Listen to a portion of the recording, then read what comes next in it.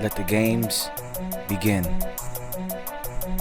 Today's episode: one new luxury retail stock added to my $16,000 Robinhood portfolio, which is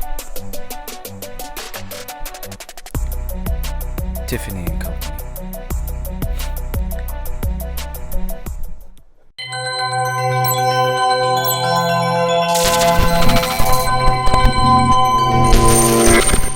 Let's dive into this.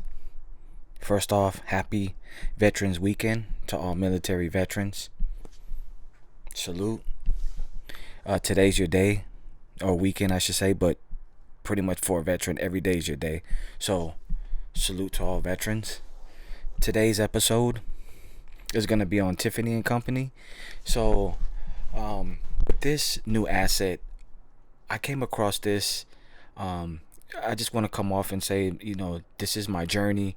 This is how I want to be an index investor and learn like what it takes. But I've noticed, like, I've been trying to go at this for years. So what I'm doing is little by little, brick by brick, I should say, is building up companies, and it just consists of everything in the stock market, including cryptocurrencies. So I know cryptocurrencies is something scary, but this is just play money that I have, that I'm just filling in that itch as an investor. So and I'm liking it. As you can see, the market's closed. Obviously it's a Veterans Weekend, and the reason why my portfolio still works is because of the cryptocurrencies.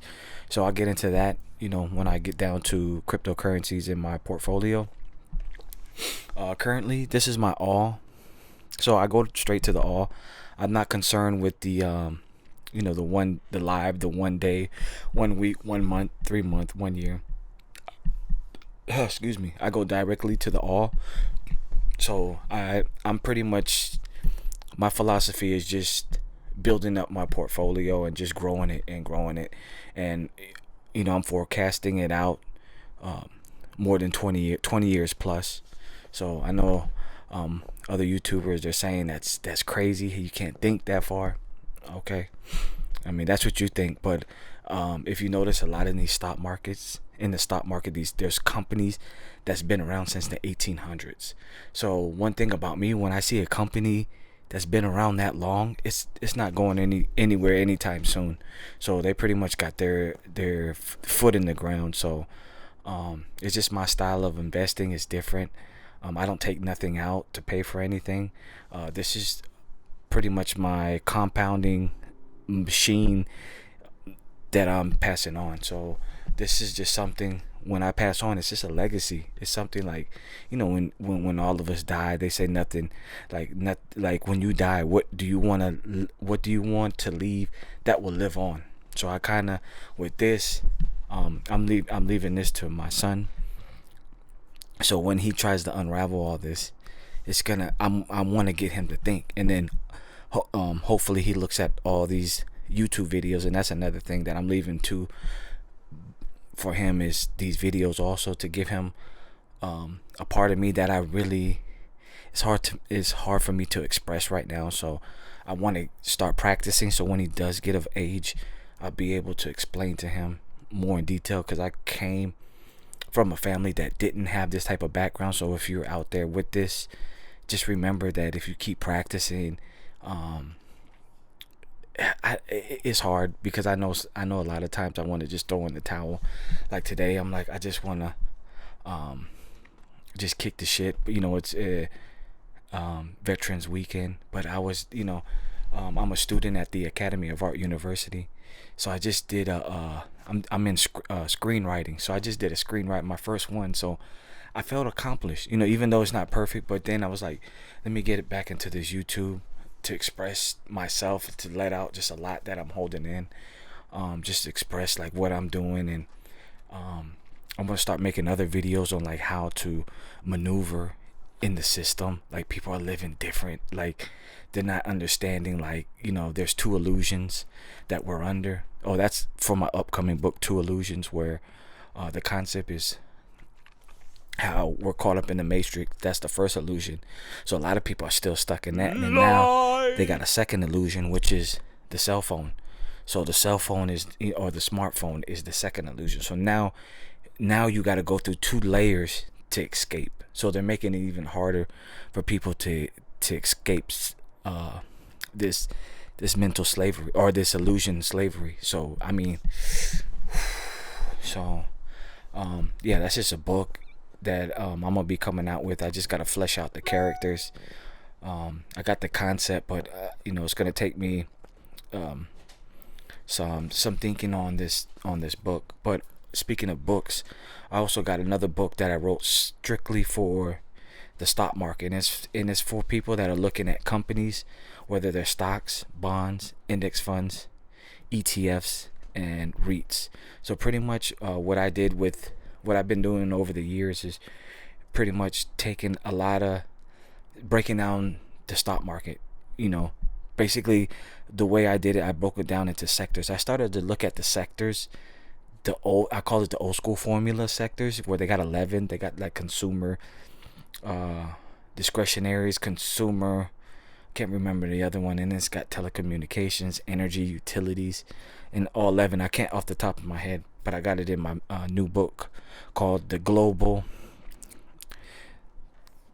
it's called The Holy Grail of the Global Stock Market. So it's pretty much, I got 78 sectors that I dissect, and then I even, for the old school investors that are still stuck with the 11 sectors, that I've even broken those down even into the 78 that I have. So I've included, okay, these other 78 sectors will go into the 11 old school sectors. So, and this is my book coming out. I just gotta find a publisher for my book. So once I find my publisher for it, I gotta just get, like, I got it written, so I just gotta get more, like, how am I gonna publish it.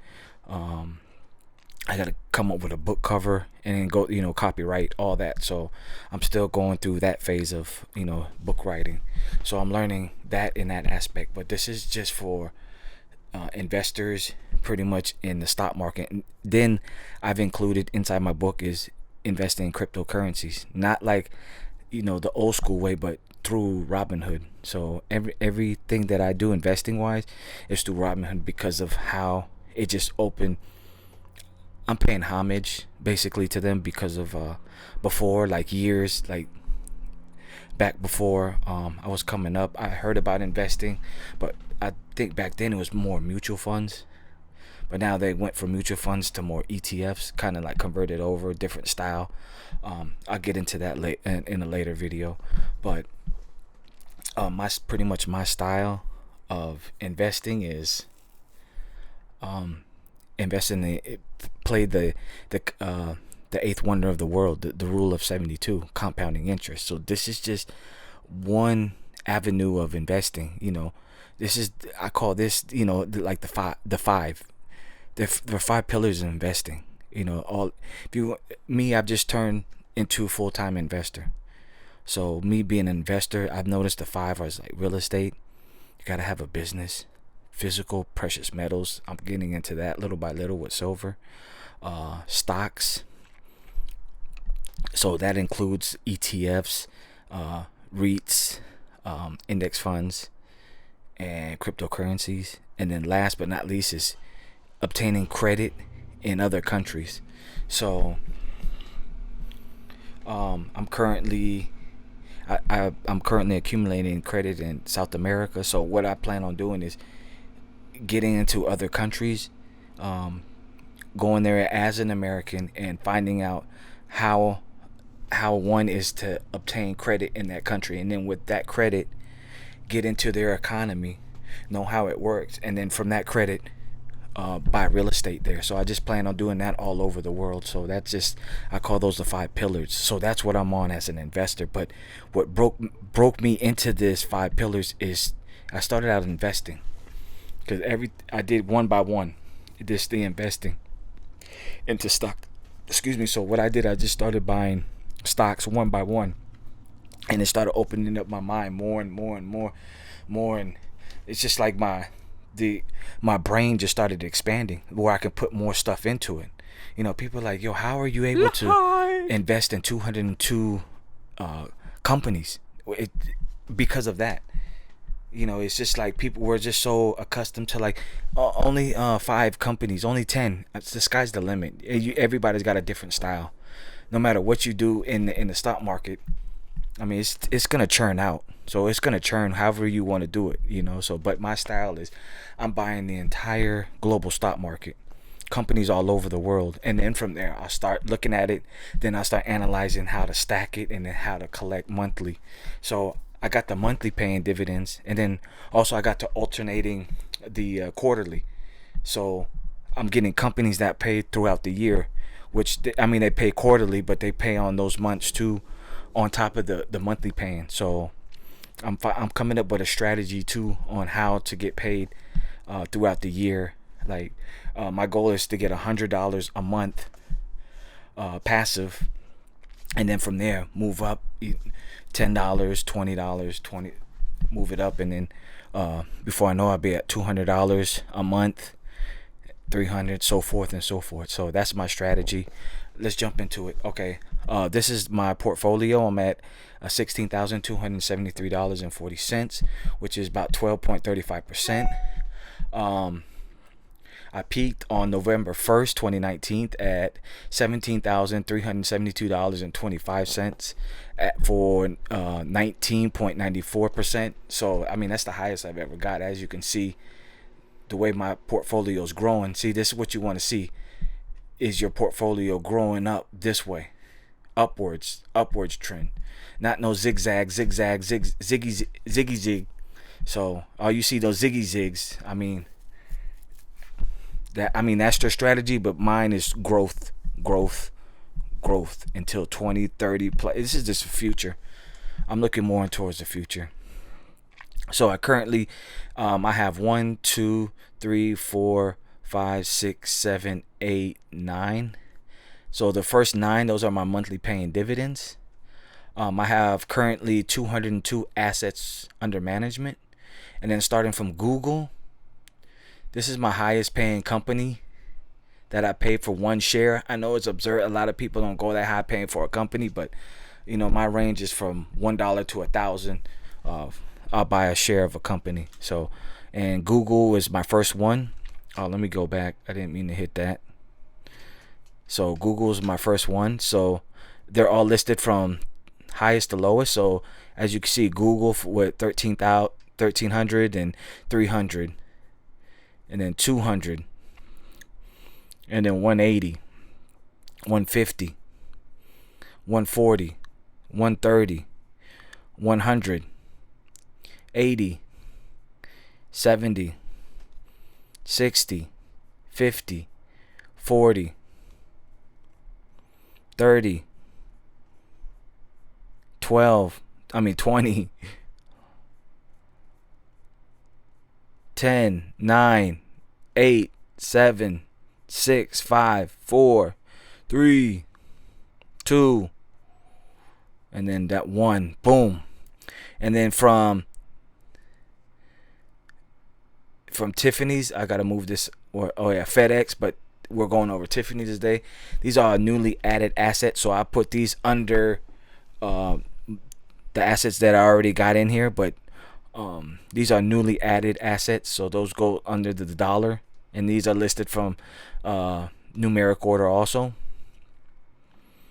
all the way down to $1.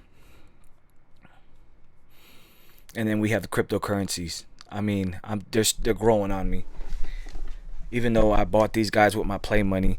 Let's get into it. Litecoin. I have one Litecoin. You get a Litecoin for about $64. And the way you look at cryptocurrencies is the same exact way how you buy stocks. How I was saying, like, I buy stocks from $1 to $1,000. Same way with cryptos. Their range is from $1 all the way, well, even cents. I'll show you the coins that I got in cents, but under a cent. But then it goes up to like 9,000. So 1 to 9,000. You look at stocks. You can buy one stock for Berkshire Hathaway, the Class A, for 300,000, and that's just one. So, people are like, oh, that's crazy. This Bitcoin is so volatile, blah blah blah. But if you notice with Bitcoin, everything is branching off from Bitcoin. All these new coins. Lie. So it's really Bitcoin is gonna be the cream of the crop, the main ingredient, because everything is stemming off from all these new coins. You coming out like, oh yeah, check out these new coins coming out. But these new coins are coming from, I call them the three big ones: the Ethereum, Bitcoin, and Litecoin. So they're like stemming off of these already big coins that are in cryptocurrency. So that's what I'm learning, diving, not neglecting it, but with play money I have, investing into it, and just feeling that itching where it's like, oh, okay, that's how it feels. So with Litecoin, I have one Litecoin, and you can get one for $64. Bitcoin Cash, I got a fraction. You can get one Bitcoin Cash for about $295. Ethereum, you can get one Ethereum. I have a fraction of that. One Ethereum you can get for $189. Bitcoin, I have a fraction of that. You can get one Bitcoin for about $9,000. Ethereum Classic, I have 11 of those for about $5. And then Dogecoin, I have 10,000 Dogecoin, and I got those for 0.0027. So that's what I was talking about earlier with buying cryptocurrencies under a penny. So you can just have a field day with that and just hold that. If you just want to get have an itch for it, buy that. Or buy the Ethereum Classic, $5. Just buy one, just to see how it feels. And then the Bitcoin SV, you could get. I don't have a fraction. I plan on buying a whole Bitcoin SV for $1.36. $136. Whew. Yeah, for $136. So that's an overview on my portfolio. Okay, let's get in today's episode, which is Tiffany and Company. Okay. Let me slide on over here.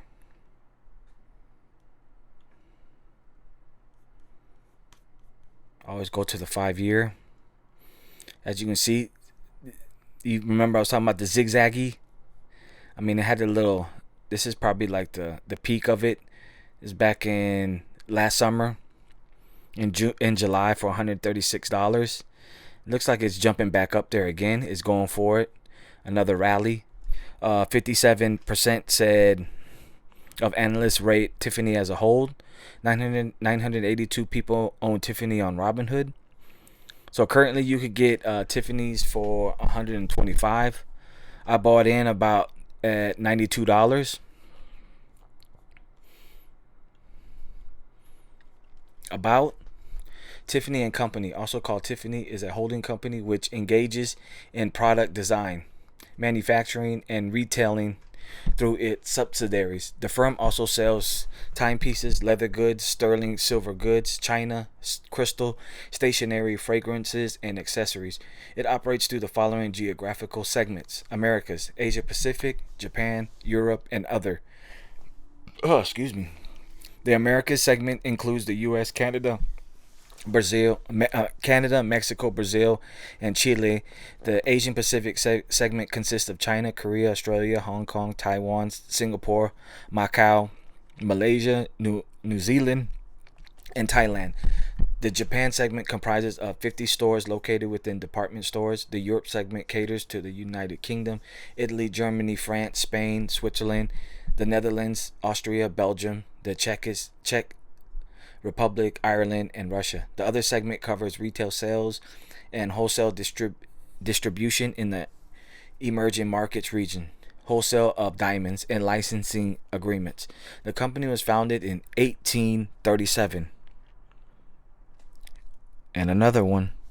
And is headquartered in New York City, New York. So that's what I was talking about, having a company that's that been around that long. So something to pass on when I'm not here. You leave these little legacies for your kids to unravel and figure out for themselves. Like, holy shit, what was he on? So that's why I do these videos. The current CEO is Alessandro Bogliolo. Woo! Employees 14,200. Headquarters New York City, New York. Founded 1837. Market cap 15.18 billion. PE ratio 27.38. Dividend yield 2.42. Okay, so let's jump into the NASDAQ dividend history for Tiffany and Company. Okay, let me come up here like that. Okay, I mean, this is nice how they got this as of November 8th, but this is new, the way their interface is set up for NASDAQ. I'm liking it more. It's just real simple. So it shows you right here how much one stock of Tiffany's costs, and then here's the Tiffany's and Company common stock dividend history. So I'm not gonna go all the way down. I'll just go real quick. But they started giving, well, according to NASDAQ, they got it listed from 2013, and they were giving out 34 cents. So they pay every 3 months. So I go directly to the 2009. So and I'll leave like the last 3 months, the last 3 payments in the year before that. So they started paying out January, February, March of 2019 at 55 cents. So they pay every 3 months. So they did one in January, February, March, April, May, June, July, August, September. So September they paid out 58 cents. So the next payout will be in December. So it should be either 58 cents or they will increase it. So that's what Tiffany and Company is currently paying out for one share. 58 cents every 3 months. Okay, so let's jump into Wikipedia. A little background information on Tiffany. Tiffany and Company, known colloquially as Tiffany or Tiffany's, is an American luxury jewelry and specialty realtor headquartered in New York City. It sells jewelry, sterling silver. I'm a physical precious metal investor, so sterling silver, china, crystal, stationery, fragrances, water bottles, watches, personal accessories, and leather goods. The company was founded in 1837 by the jeweler Charles Louis Tiffany and became famous in the early 20th century under the artistic direction of his son Louis Comfort Tiffany. Tiffany is known for its luxury goods, particularly its diamond and sterling silver jewelry. It markets itself as an arbiter of taste and style. These goods are sold at Tiffany stores and through direct mail and corporate merchandising. See, and that's why I invest in silver, because my philosophy, I started looking at, like, the raw materials, mining, which, in mining they're looking for like physical precious metals, copper with the mining. And then I started looking at cement, glass, water, lumber. So all this raw materials, like with all these raw materials, all our product, that's how we get our product. So without raw materials, we wouldn't have anything to sell. So that's why I'm really long on raw materials. So that's one thing that I've seen. I'm like, wow, okay, if you're invested in raw materials, they make everything else that these other companies are able to function, like tech. It would not be able to function without raw materials. You need the physical precious metals in those, and I mean, it's a whole plethora of stuff that raw materials not a lot of investors are looking at. But when I saw it, it just sparked something in my head, and it was like, wow, that's what I'm on. So that concludes Tiffany's and Company. So let me know what you think down in the comments. If you own Tiffany, or if you shop at Tiffany's, or I mean, what you think? Is this a good buy? I mean, the strategy that I have, buying companies that been around since the 1800s. I mean, before we were even born, and they're still around kicking it. Wow. I mean, legacy. So next week or next Friday, I put out videos every Tuesdays and Fridays. So the next video will be on Friday, and I'll be going over Capital One. And then with Capital One, my strategy, I have 2 credit cards with Capital One, and I also, because I was like, okay, I like Capital One. Probably one of the first credit cards that I got when I started learning about credit. But with Capital One, those 2 credit cards from Capital One are specific to purchasing physical precious metals, and that's it. That's their function, is purchasing physical precious metals. So I'll go over a little bit of that. I'll show you a little bit of physical precious metals that I bought with my Capital One Quicksilver card.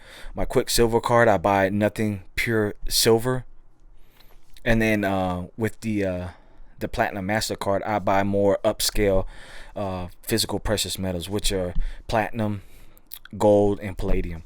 Rhodium is a new one, but it's my credit's not that high yet, so that's why I'm sticking more to the anything around the 1500 range with when it comes to physical precious metals, and I call those more on the high end. Platinum, I know it's been under. I caught it about $800. So if you can get some platinum or gold or palladium around 800, I don't think you're gonna get gold or palladium anytime soon. But I know with platinum you will.